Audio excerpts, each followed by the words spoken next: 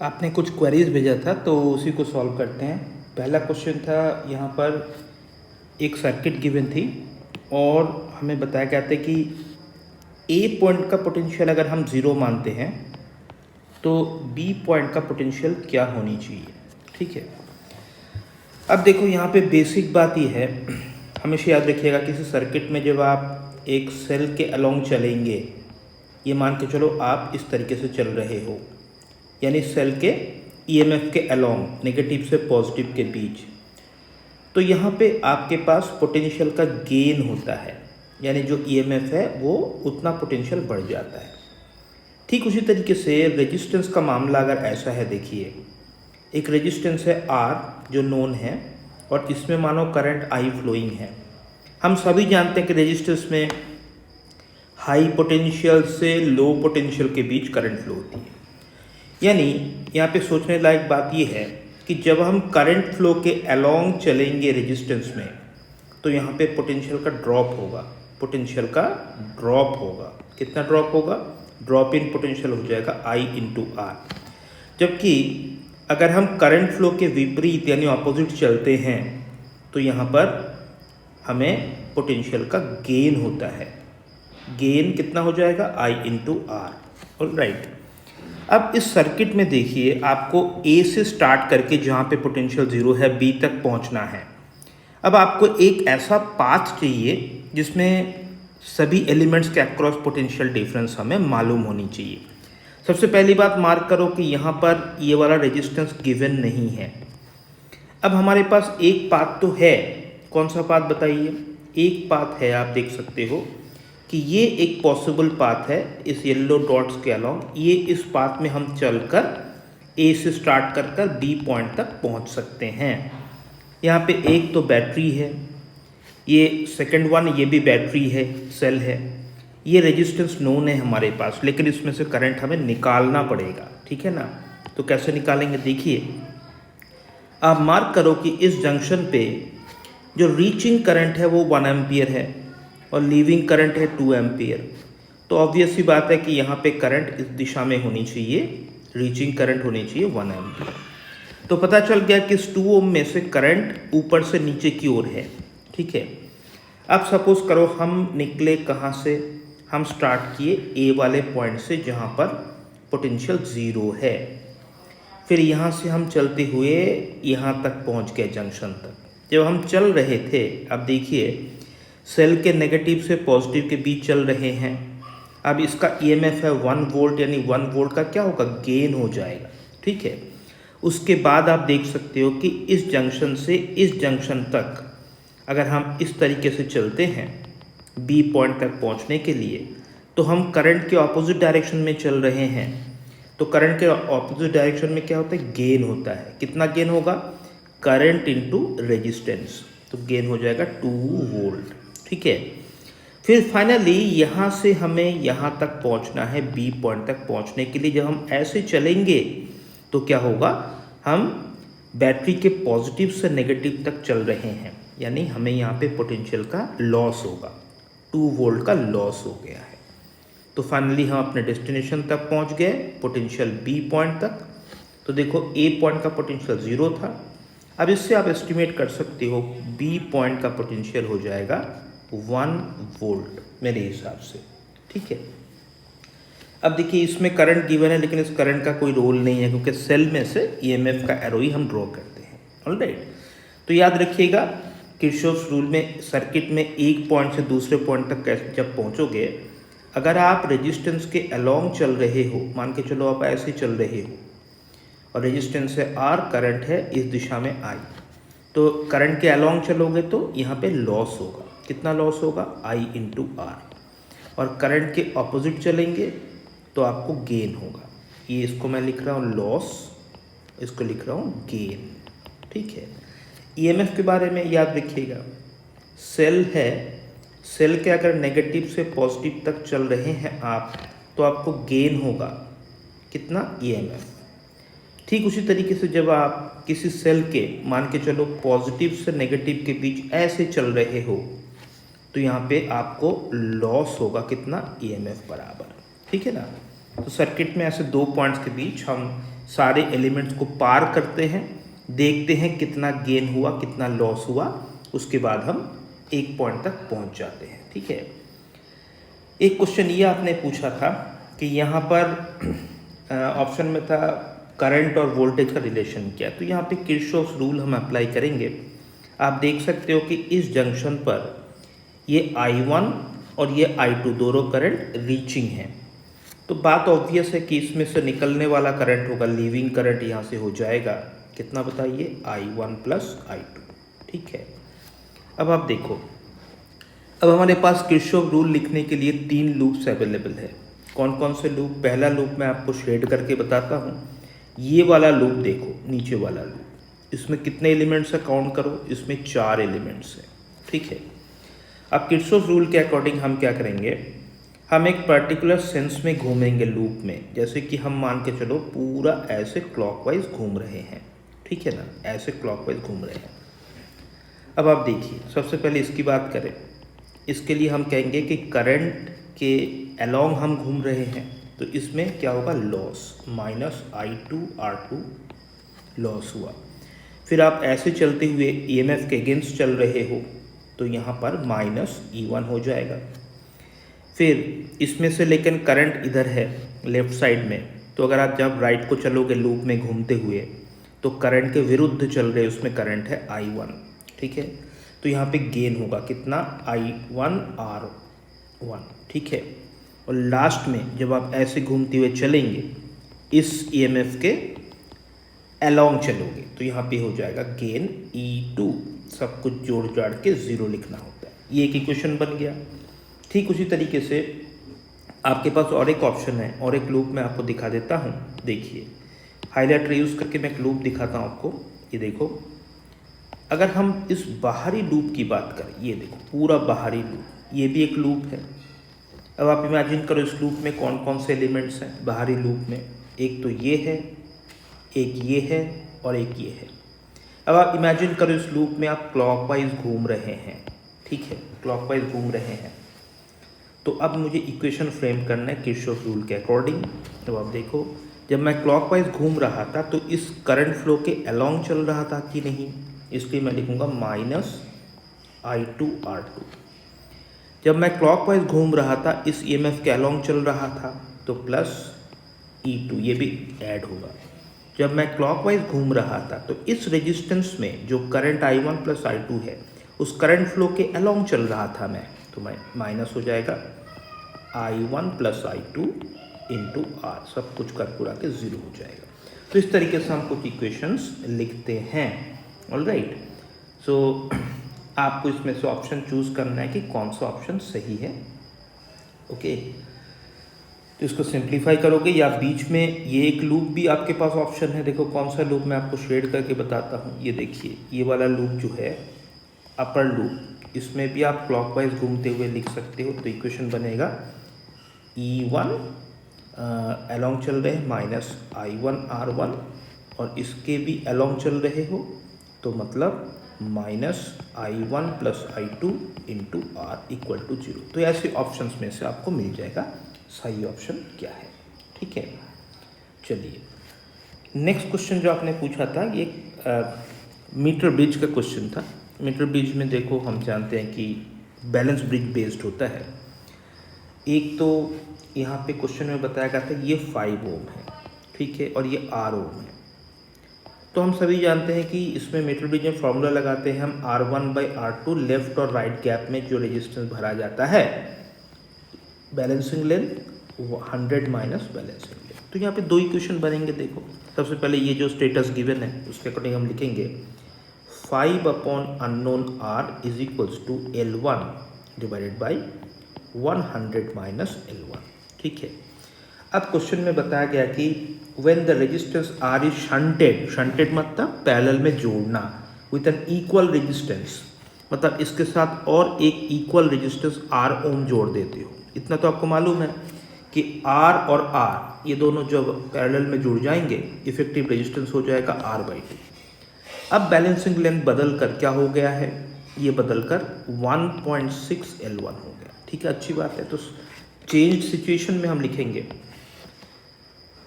5 left gap में और right gap में R नहीं, R/2 और यहाँ पे 1.6 L1 divided by 100 minus 1.6 L1।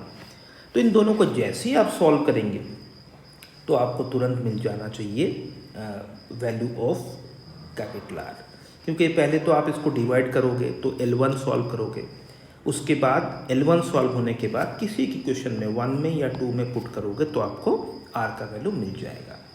ठीक है। फिर अगला क्वेश्चन आपने पूछा था कि जब किसी स्फेरिकल बॉल को हम ड्रॉप करेंगे long column of highly viscous liquid तो क्या होगा। देखो मान के चलो पूरे यहाँ पे स्पेस में लिक्विड है और एक बॉल को जब हम रिलीज़ करते हैं तो क्या होता है। स्टार्टिंग में बॉल बिल्कुल रेस्ट पे रहेगा, ठीक है, तो उस पर फोर्स लगेगा सिर्फ इसका अपना वेट, तो इसको एक्सेलरेट करवाएगा, एक्सेलरेशन को परफेक्टली जी। थोड़ी देर बाद जब बॉल चलने लगेगा, ठीक है, उसके बाद क्या होगा, इस पे लगेगा अपना वेट और यहाँ पर बैंड फोर्स। स्टार्टिंग में भी हालांकि बैंड फोर्स लग रहा था, तो यहाँ पे आप कह सकते हो कि इनिशियल एक्सेलरेशन। लेकिन जैसे ये बॉल के पास वेलोसिटी आ गया v, तो अब इसमें लगने लगा एक विस्कस फोर्स जो कि Fv हम लिखते हैं 6 पाई नीटा Rv। अब आप देखो यहाँ पर भी एक्सेलरेशन है क्योंकि नीचे की ओर का फोर्स डोमिनेटिंग है, लेकिन एक स्टेज ऐसा आपको मिलेगा जहाँ पर नेट फोर्स बन जाएगा 0। ऐसे चलते चलते इस बॉल पर नेट फोर्स बनेगा 0, यानी जब नीचे की ओर जो वेट है, ऊपर की ओर बैंड फोर्स है और एक पर्टिकुलर स्पीड तक पहुंच गया, तो ये ऊपर की ओर का जो फोर्स है विस्कस फोर्स, इस स्टेज में क्या होगा, इक्विलिब्रियम, यानी नीचे का W और ऊपर के U प्लस Fv सब बराबर हो जाएंगे। तब क्या होगा, देखो इस समय जो बैलेंसिंग कंडीशन में 6 पाई नीटा R इंटू वी टर्मिनल हम लिखते हैं, जब इसका एक्सेलरेशन बन जाएगा 0, क्यों बताओ कि नेट फोर्स इसमें हो गया 0, तो यहाँ पर वेलोसिटी को हम कहते हैं टर्मिनल वेलोसिटी, इससे ज़्यादा नहीं बढ़ेगा। अब हमें पूछा गया कि v कैसे बदलता है समय के साथ, तो ग्राफ हमें ऐसे दिखाना चाहिए कि देखो स्टार्टिंग में तो बढ़ेगा, ये बढ़ते बढ़ते बढ़ते बढ़ते एक स्टेज ऐसा आएगा उसके बाद और नहीं बढ़ेगा, तो यहाँ पे ग्राफ ऐसा हो जाएगा। ये आपका टर्मिनल वेलोसिटी का कोऑर्डिनेट है, ये देखो ये आपका टर्मिनल वेलोसिटी का कोऑर्डिनेट है। बहुत समय के बाद, बहुत लॉन्ग टाइम आफ्टर, इसका वेलोसिटी टर्मिनल वेलोसिटी हो जाएगा। ठीक है, तो ये ग्राफ, इसमें से बी वाला ग्राफ मुझे सही लग रहा है। ओके, उसके बाद एक प्रोफाइल आपने पूछा है, एक क्वेश्चन है उसमें कि assuming that gravitational potential energy of an object at infinity 0, the change in potential energy of the object of mass small m when taken to height h from the, बहुत easy है। देखो हमेशा याद रखना कि कोई भी एक, ये अर्थ है मान के चलो कैपिटल MR, और कोई ऑब्जेक्ट अर्थ के बाहर है छोटा m, ठीक है, तो जब भी हम इस सिस्टम का पोटेंशियल एनर्जी लिखने की कोशिश करेंगे तो हमेशा एक बात ध्यान रखना, हम लिखेंगे माइनस g मासेस का प्रोडक्ट अपॉन, हमेशा याद रखना, सेंटर टू सेंटर डिस्टेंस, यानी इसके सेंटर से इसके सेंटर का डिस्टेंस कितना है, वो डिस्टेंस मान के चलो r, तो इसलिए हम लिखते हैं r। ओके, अब इस क्वेश्चन में देखिए बहुत सिंपल है, हमें बताया गया कि ये है अर्थ, ये मैंने अर्थ ड्रॉ कर लिया कैपिटल MR, ठीक है, ये हो गया अर्थ, एक स्फेरिकल बॉडी। अब जब हम सरफेस पर है, यहाँ पर है सरफेस पर, छोटा m है ये, अभी भी ऑब्जेक्ट अर्थ से बाहर है। जब ऑब्जेक्ट सरफेस पे होता है तो सेंटर से सेंटर का डिस्टेंस आप सोच सकते हो, when ever body is on the surface of earth, तो सेंटर से सेंटर का डिस्टेंस हो जाता है r, यानी स्टार्टिंग के स्टेज में इनिशियल पोटेंशियल एनर्जी हम लिखेंगे माइनस g कैपिटल M छोटा m अपॉन सेंटर से सेंटर डिस्टेंस हो जाएगा सिंपली r। अब इस ऑब्जेक्ट को हम यहाँ तक लिफ्ट कर चुके हैं, कहाँ तक लिफ्ट कर चुके हैं, सरफेस से h हाइट ऊपर तक, ये देखो h हाइट ऊपर तक। अब लॉजिकली बताइए कि सरफेस से h हाइट चला गया, यानी सेंटर से अब इसकी दूरी कितना हो गया, देखो सेंटर से सरफेस प्लस सरफेस से हाइट, तो जब ये हाइट स्मॉल h है तो सेंटर टू सेंटर डिस्टेंस हो जाएगा r प्लस एच। यानी बहुत इजीली फाइनल पोटेंशियल एनर्जी हम लिखेंगे minus G product of the masses upon centre से सेंटर का डिस्टेंस हो जाएगा r प्लस एच। ठीक है ना। अब इन्होंने आपसे पूछा कि यहाँ पर पोटेंशियल एनर्जी में राइज कितना है, तो बहुत इजीली आप कहेंगे delta U should be equals to final potential energy minus initial potential energy, यानी minus capital G capital M small M upon R plus H minus of दोबारा माइनस अपॉन आर। अब इसी को सिंप्लीफाई करेंगे आप, तो मिलेगा आपको capital G capital M small M और ब्रैकेट के अंदर 1 बाई आर आ जाएगा positive upon 1 by R plus H. ठीक है ना। तो चलो सिंप्लीफाई करते हैं। Capital G capital M small M नीचे रहेगा R into R plus H, ऊपर आ जाएगा R plus H minus R. सही है ना। तो ये रिजल्ट आ रहा है मेरे पास कैपिटल जी कैपिटल एम छोटा एम इंटू ऊपर रह गया एच और नीचे R upon R plus H. कई बार क्या होता है क्वेश्चंस में, आप इस तरह क्वेश्चन में मार्क करना, जो फाइनल आंसर कई बार in terms of final answer कई बार एम जी के टर्म्स में आता है। ठीक है। तो इस तरीके लिए मैं कहूँगा आपको इसमें याद रखना कि फाइनल आंसर कभी भी जी एम के टर्म्स में आ गया तो आप जानते हो कि small G is equal to capital G M upon R square. ठीक है ना। तो कई बार क्वेश्चन में क्या होता है कैपिटल जी एम को हटाकर small G into R square लिखा जाता है, फिर आंसर हमें मिलता है। तो चलो यहाँ पे तो आ ही गया ना, यहाँ पे तो आपका सेकंड ऑप्शन ये गिवन है ही। ओके। अब ये क्वेश्चन चार्ज डिस्ट्रीब्यूशन बेस्ड है। देखो इसमें क्या है, पहले तो दोनों कैपेसिटर इक्वल बताया गया कि ये भी सी और ये भी सी मान लो। जब बैटरी से आप इसको जोड़ेंगे, सपोज करो बैटरी का ईएमएफ है ई। ठीक है।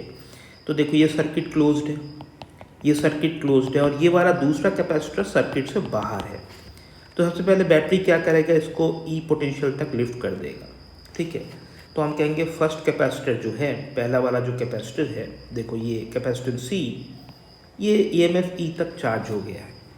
ठीक है। तो इसमें हम कहेंगे इसका वोल्टेज हो गया ई और कैपेसिटेंस है सी। तो इसमें चार्ज कितना है, इसमें चार्ज। ठीक है।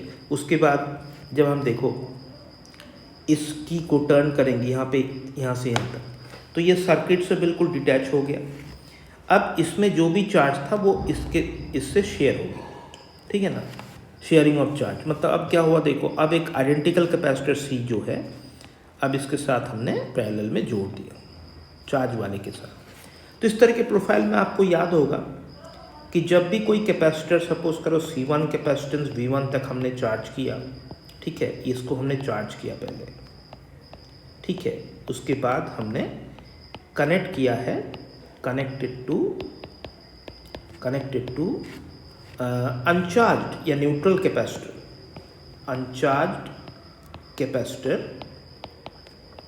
अनचार्ज कैपेसिटर सपोज करो C2 के साथ हमने कनेक्ट किया। तो इस मामले में हम कहते हैं कि चार्ज कंजर्वेशन होता है। उस बिहाफ पे हम लिखते हैं common potential equals to initial charge जो कि फाइनल चार्ज है अपॉन फाइनल कैपेसिटेंस। तो ये कॉमन पोटेंशियल का फॉर्मूला है। तो इस पर्टिकुलर क्वेश्चन में देखो यहाँ पर जो C1 है वो है C और V1 जो है वो है EMF E मान के चलो, और C2 जो है वो भी C है। तो तार जोड़ने के बाद मतलब हम जब इसको B और C को कनेक्ट करेंगे यानी इससे इसमें चार्ज फ्लो होगी।